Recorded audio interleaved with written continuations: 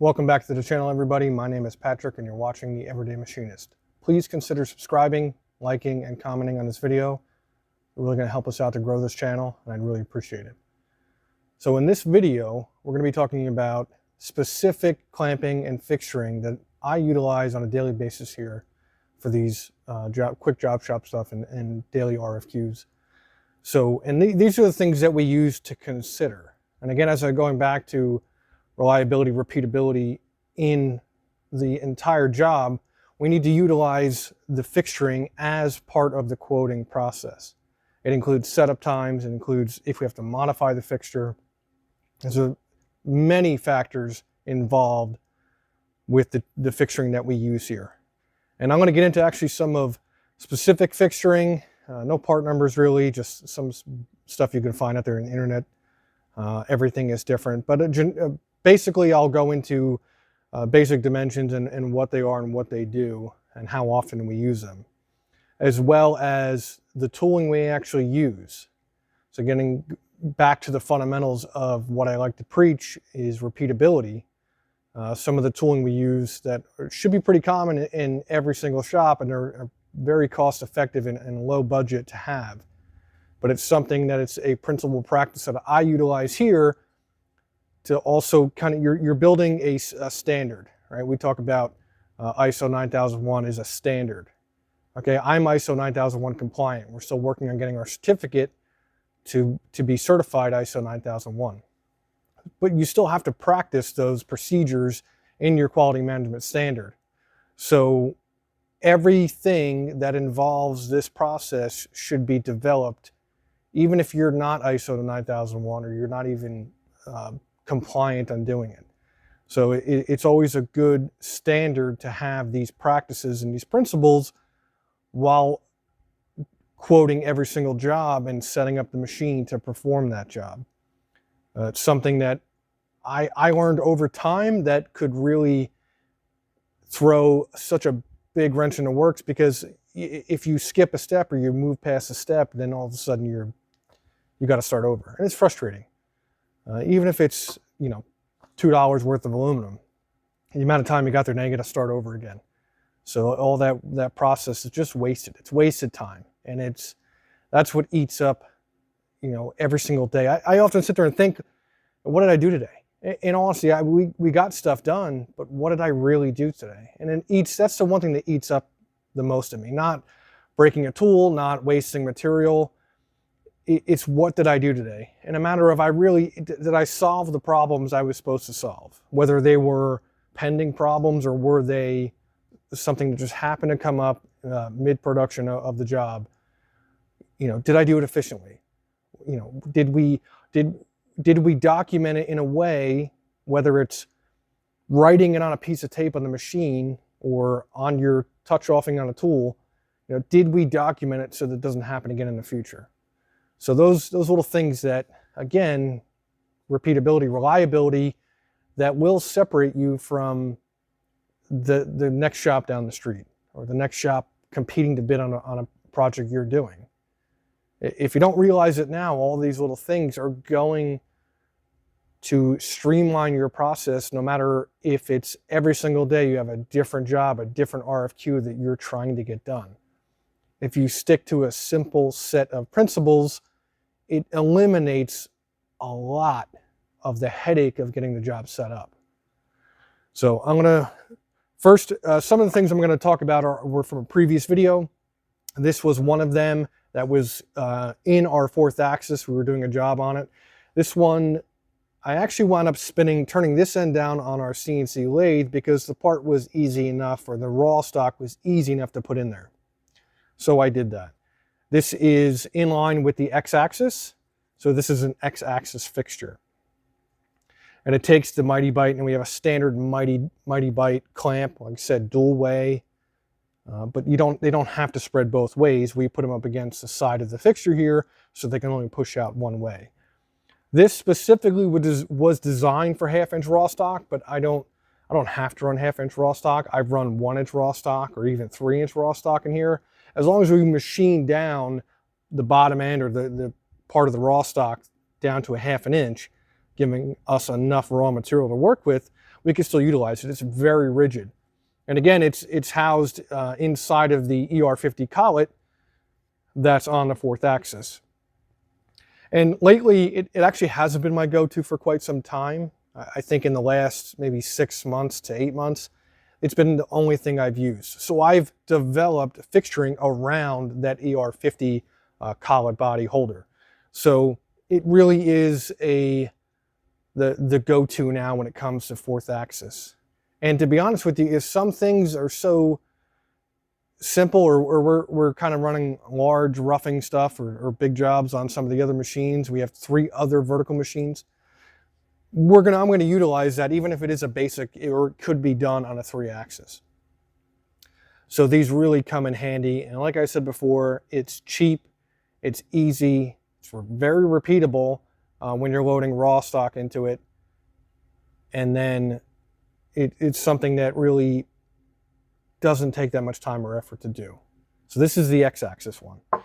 Here I have a Y-axis because here's the 4th axis face. So now our fixture is in line with the Y-axis. I have it on both sides here is because I'm utilizing 5 mighty bites on this side and 4 mighty bites on each side on this side. And I'll actually leave it in the machine because I can set the A-axis 0. So G54 would be whatever side I tell it to, and then G55 would be this side.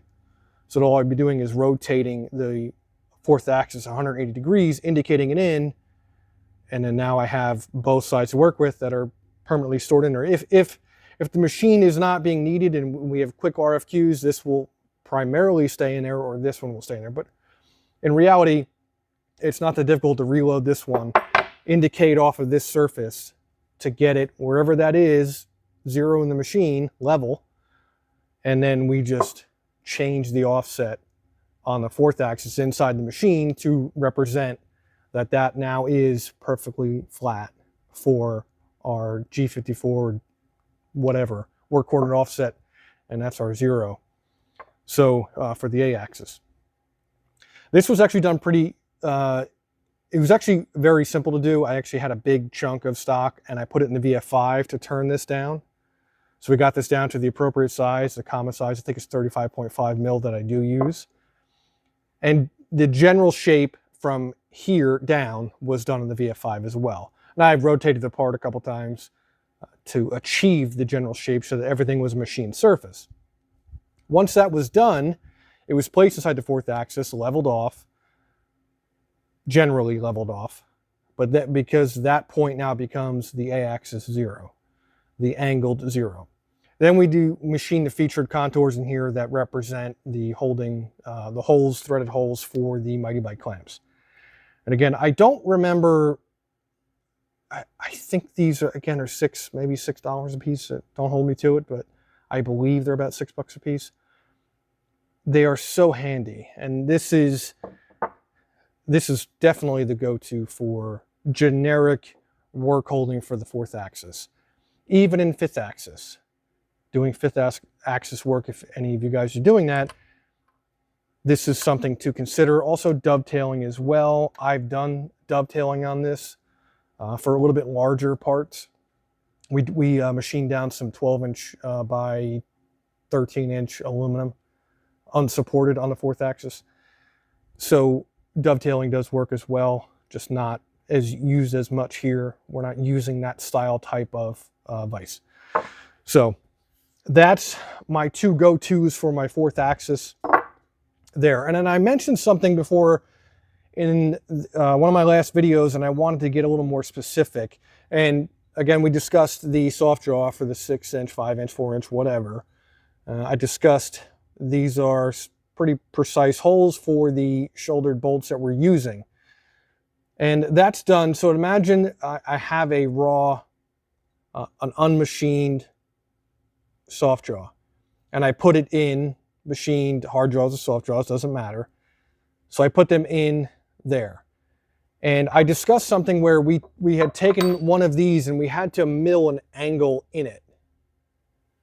And we milled an angle in it so that we can then clamp a part inside of a standard 6-inch vise, one of our vices, to be able to perform a 2-degree cut. And here is that part. I actually found it. This is obviously a bad part. I'm not going to go into what it was for, who the customer is, obviously. I could possibly tell you what it was for, but I'm not comfortable doing that. This is a 316L stainless steel part, and you can get a pretty good idea of it. Now, before this feature here was machined in, what we wound up doing, I think it was several features. We wound up just machining the face. Now, this isn't exactly how I did it. I actually can't remember how I did it. But this pocket inside of here is actually 2 degrees tilted down from this flat face here. So we wound up machining in an angled step. So it was done inside a set of soft jaws, standard 6-inch vise, and then that angle was machined in. Then we did 2 of them. They were taken out, put into the vise, double-checked, and we wound up running the program to then do that pocket. This was probably a long time ago. And at the time, I think it was actually easier. I think I had the 4th axis at the time, but it was easier, whether it was being used or not, I can't recall. But it made more sense to me. It was so simple, and repeatability and reliability were there. I mean, we double checked the jaw to, make sure it was where it was supposed to be. And again, we're using some precise precision ground shouldered bolts from McMaster to hold this in. So it worked out great. That wasn't the problem. You can see there, I did not set the tool offset to the correct. That was very frustrating. And those are the things that you do. You don't. This is why I'm making these videos and how you learn how to do this stuff. So, very interesting way. I can imagine there's probably thousands of different ways that one of you guys can utilize something like this, because it is relatively quick and you don't need a multi-axis machine to make this part. I didn't. I had to make 20 of them. So it really kind of paid off for that. Real quick, I want to jump in with this and go over some of the tooling real quick and what I utilize for every type of clamp, even a 6-inch vise. So that is, now this is snap-on. I've had this for a pretty long time. But I actually have, every single machine has one, including the lathe. And it's the repeatability. So then that solves your reliability. As long as you're doing it the correct way, this is what you're gonna use. And in utilizing the soft jaws for specific parts, here, the repeatability and reliability, the only way for us to achieve that is using a digital. Doesn't have to be a digital, but it can be any type of torque wrench, torque stick, whatever, as long as it's repeatable. That's the idea. And at the same time, you don't want to be muscling down this stainless steel part into this aluminum jaw, because you're eventually going to deform the jaw. And then the 10th part, or the last part you got to finish, is not sitting in the work holding correctly, and then you have to make new work holding. So there's all these things have a purpose, have a reason, that have to be considered in order to have repeatability. Some of the other stuff I've done, I want to talk about real quick. We have this Mighty Bite spread clamp. We also have the hex clamp. Keep in mind that nut was welded onto this bolt, and you may not be able to see, but if you know what these are, the head of the factory fastener for the Mighty Bite hex clamp is an eccentric head. So I think it's a 50,000ths of an inch stroke as you turn the bolt or tighten it down. Now, Mighty Bite has on even the documentation you get with this clamp, what the distance has to be away from the part and what the starting thread is. So you'll make the threads and have to counterbore this so that they don't get hung up at the top. So it's kind of freeze the area. I had to weld on a nut to that because we had done so many parts that the head of the screw was just getting worn down, and I'm not buying them. So nothing was happening to the actual clamp itself, but the eccentric bolt here was just getting destroyed because the head of it, being a socket head cap screw, was just failing. It was getting worn out from repeated amount of times of tightening them. Now, when it comes to the socket heads cap screws, this one was a little bit bigger. We wound up using a torque wrench, but this, if you don't have this for some of these smaller things, get one. It's Husky from Home Depot. Not too many of them carry it. It is a driver torque wrench, and I think it goes up to, this one goes up to, this is 40 inch-pounds. I only use this, and it has, you know, you can remove, get Milwaukee. Milwaukee's pretty good on their hex, their drivers.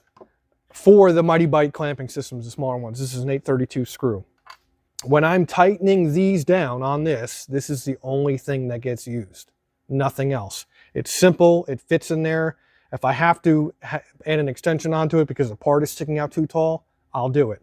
Doesn't make a difference. It's consistency throughout these that matter. Each one of these Mighty Bite clamps are, I think it's 500 pounds of force.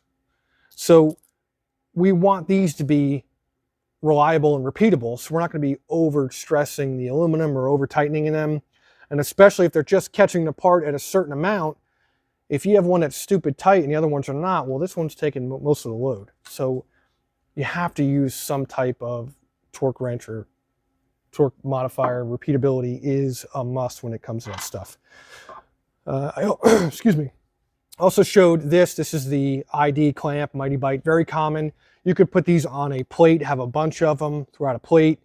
It has a 6 millimeter headed bolt in there, eccentric again, to spread out and lock on. So that was a nice one. Probably not as common. I'm thinking in a lot of shops as well as ours is that these Mighty Bite ones are most common, as well as the rocker Mighty Bite clamp. I don't like these because it's too specific on the pocket. Now this is just me saying this, but it's too specific on the pocket and stuff gets caught in there.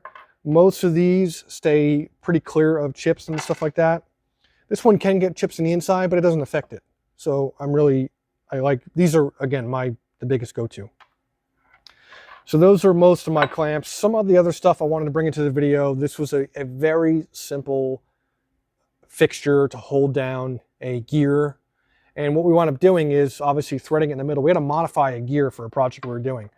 So you can see inside the pocket, it has those nubs. And because the gears already had specific features to them, we couldn't just throw it in there. So we just had to make locating indicators for that gear. So, and some spot holes, and this held it down. The backside is milled flat. All 4 sides are milled so that we can then indicate this into one of the soft draw vices and then continue to run it. So that's one of many things that I've thrown away countless things. After the job's done, there's no reason. Unless it's a big, large chunk of aluminum that we could utilize later on, it's going to stay. So that's another one of them. Here, I brought in some smaller stuff. It's real tricky to do. These are just failed parts due to poor work holding, poor clamping, over clamping. So that was one of the things. These are some of these, again, smaller parts that we've done quite a few of them, similar to this. This is actually, I forgot, this is actually successful. I don't know why. Oh, yeah, so it kind of chipped the corner of it right there because it popped up. So that some of these stainless jobs, same thing, it popped up. So, and again, that just because, I know the reason why they do that is because when the job was being run, certain steps were not followed. And that's what happens. And everybody's human. It's going to happen. Not a big deal. This is nothing. Pretty trick part though. 316L stainless steel. Some wire looming things for companies. Another difficult part to do. And a lot of these were done in a soft jaw. So you have a static part of the jaw and a dynamic part, or excuse me, of the vise, right? Dynamic and static part of the vise. One moves, one doesn't. So we have to be careful with that and essentially possibly some of the smaller parts, do tests on it. And there's other ways to hold it, but it's quick stuff. We don't have time. And it's cheap. Because if I got to make this big elaborate fixture, right, for a job like this actually utilized these Mighty Bite clamps, it's a lot of time, and we're only doing 10. I think we only did 10 of these. No, 10 and 10. One was a left, one was a right. It's actually a little hinge. Yeah. So there are a lot of things to consider when using a soft jaw on something like this, because the vise isn't perfect, right? The dynamic part of it could kind of tilt and can't, and we have an adjustability inside that dynamic part of the vise to kind of snug it down. In some cases, we actually will set the vise, right, with a decent amount of tension on the screw that kind of sets the tension of it, and then we'll set torque on the vise itself using a torque wrench, and then we'll lock that screw down if it's accessible. If not, we put a hole right through here. On a Kirk vise, if you know, on the dynamic part of the vise, there is a 1/4-inch headed set screw that pushes in to the cast part of the vise to help tension the dynamic part of the vise, the moving part of the vise. So we'll put a hole right in the middle here to be able to access that and lock it down if we have these jaws on the outside. So one of the last things I wanted to bring in is just an example of a very difficult part to hold. Now, this was I forgot. We did a lot, I think 450 of these. Starts out at almost 6 pounds, and it winds up being about 1/3 of a pound. I think we scrapped out of the whole job, we scrapped 3,800 pounds of aluminum chips in a Gaylord box. So I think we had them constantly revolving, trying to get rid of chips. I mean, it was like we had like shovels and literally shoveling all the chips to get them out. One of the things was that the final diameter of this wall is 27 thou. This is a bad part. I had to mark off the number. They get helical inserts and one of the taps broke off, and there's a bad part. So ideally, when the stages that we get to on this part, a lot of the outside stuff here is done. Nothing on the inside. If you tried to rough this all down, okay, rough it down, none of these features are going to come out the way you want them to, because it's just too thin. There's no holding. We wound up doing it in a stepped, like a phase process. So we would come down a third, roughing, and then do some finish work, drop down another third, do roughing, do some finish work. And that actually worked out. I think we did, again, 450 parts of these. So a lot of key features, but we wound up using these hex ones, and we wound up using them on the side. We had to use them as low as we possibly could. So this was put on a fixture plate, kind of just a flat plate with, on the fixture plate, it actually had a stop. Since these features were machined in here, the outside, it was just a 90-degree kind of L-shaped. And then you had these, I think you had 2 here and then 4 here on the side. Pushing it this way and pushing it this way, and they were torqued down. So that was the only thing to keep these from deflecting. Because I can fold this right in half right now and just destroy this thing. Not that I care, but it is nothing. So imagine putting a tool on that. It was a very big learning curve, and these are what came in handy. But that was the only thing, and I forgot. I think it's 60 thou here.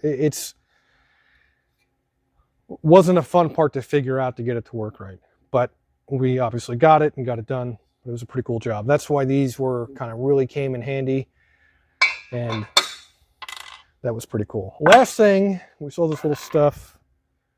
Everybody got this? Husky, get it? Any torque wrench that, again, it doesn't have to be precise. It should be new, but it doesn't have to be precise. Or that specifically accurate, I should say. It's repeatability that matters. So that's the thing. You can easily put a very thin part in a 6-inch vise, standard vise, and put an indicator on the top of it, and then tighten something and see what it deflects. That should be your baseline. you'd be surprised how little effort it takes to tighten a vise and hold down a part and just murder it with an end mill and it not move. So very little pressure will hold something. Yeah, so one of the last parts that I have done I think I utilized the Y-axis, putting raw stock in there. This is actually 6061 and what it was required to do. And I've made these in the 4th axis. And one of the last processes, we actually nested them together. So there would be one here. I think they were like this. I'm sorry, no, it wasn't this one. It was in this one here. So they were kind of nested together in a way to allow us to mill them like this. So Z coming down this way, doing the radius and everything else we needed. And there were chamfers on one side, so right where those holes are. We did the holes, and it was a big solid block, chunk of a 1-inch aluminum. And then on the last operation, we came down, and if you can see, there's a nub there, and that's tabbing. So we tabbed this on 4th axis, giving it plenty of material to then do a second op. And I think it was enough to do it on a surface plate. We just took down that little nub, and the 5 that was still remaining. And the part wound up being intolerant, so we went with it, and customer was happy with it. So that's a really cool part, very quick and simple to do. And we wound up doing it in a Mighty Bite in the X-axis clamp. So hopefully this kind of gives you a little broader idea of what we deal with on a daily basis when it comes to work holding and fixturing, and the necessary steps involved to making sure that it's consistent, repeatability, reliability, all those things. And hopefully you can implement some of these things that I've showed you in your shop, whether it's at home or your large companies, whatever it may be. Hopefully it helps. And again, that's what these videos are intended for. And it really helps when you guys subscribe, when like, comment on the video. I get to see that instant feedback, and it really pushes me and motivates me to get you guys more stuff that's very specific to what I do here. Future videos coming up, I'm going to be doing some build series. I also have a project race truck, race car, SUV.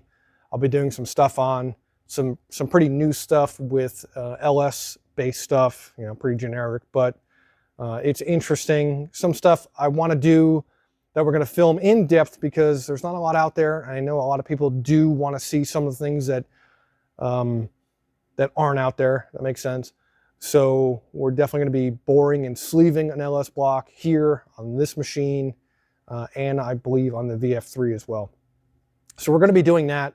Other things are coming down the way here. We partnered up with another company that does a lot of 3D printing stuff for cars, and we're actually going to take the 3D printed stuff and turn it into some billet stuff too. I'm looking at them right now. They're really cool. I can't wait to get them up and show some processes, as well as some of the very specific, as the build videos start to roll out. They're going to be very specific. We're going to screen capture some of the CAD CAM stuff we're doing. We're going to walk through the whole process from start to finish on making a part. Some parts will be multi-video. Some parts will be just one video within a reasonable amount of time. All right, 20, 25 minutes. So look forward to that. I hope you guys are going to enjoy that. I enjoy watching, and I try to make stuff that you enjoy watching. So that'll be coming up here pretty soon. We're just started getting ready to start filming the build videos and kind of seeing what we have to do to get that done, as well as we're a business. We have to do that as well. So thanks again for watching. I hope you guys learned something. Check back in the future for more videos. I'm trying to remain consistent with posting these videos. In the beginning of the week, I'll try to get a little more, kind of get it nailed down to a specific time and day for everybody. I know people like doing that. I like doing that, seeing that anyway. Again, subscribe, like, comment, share, please. It means the world to me. I would really appreciate it. You can find me on Instagram, Everyday Machinist. Thanks, guys. See you in the next one.